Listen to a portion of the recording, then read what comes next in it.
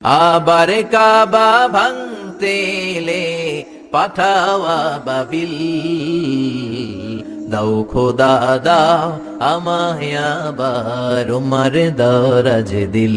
সুবহানাল্লাহ বলেন। পৃথিবীর সবচেয়ে ছোট পাখি, সব পাখিগুলো সামনের দিকে উড়ে, এই পাখি সামনে উড়ে, এট দ্য সেম টাইম পেছনে উড়ে। যারা আল্লাহরে খুঁজে পায় না তাদেরকে বলবেন পাখির দিকে তাকাও।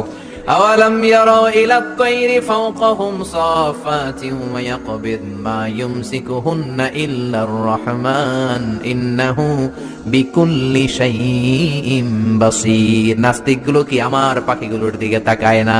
সুবহানাল্লাহ। এই যে পাখিগুলো থাকে ফাওকাহুম সাফাতিন, পাখিগুলো কেমনে ডানা মেলে উড়ে বেড়ায়, আবার নামার সময় ডানা গোটায়, ডানা ঝাপটায়, কেমন করে পাখিগুলো উড়ে। শূন্যের মধ্যে পাখিগুলো কেমন করে উড়ন্ত থাকে, এই পাখিগুলোরে শূন্যে ধরে রাখলো কে? কেউ ওদেরকে শিখায় নাই, শিখিয়েছে আল্লাহ। আল্লাহ বললেন পাখির দিকে তাকাও। আওয়ালাম ইয়ারাউ ইলাত তায়র, কারণ পাখির মধ্যে নিদর্শন আছে না নাই? পাখি নিয়ে গবেষণা করলে পাখির রব আল্লাহরে খুঁজে পাওয়া যাবে। এজন্য কোরআনের অনেক জায়গায় আল্লাহ পাখির কথা বললেন, ওয়া আরসালা আলাইহিম তায়রান আবাবিল। আবাবিল পাখি দিয়ে আল্লাহ আব্রাহারে শেষ করলেন। এরপর সাইয়েদনা সুলাইমান আলাইহিস সালামের একটা পাখি ছিল, নাম কি? হুদহুদ।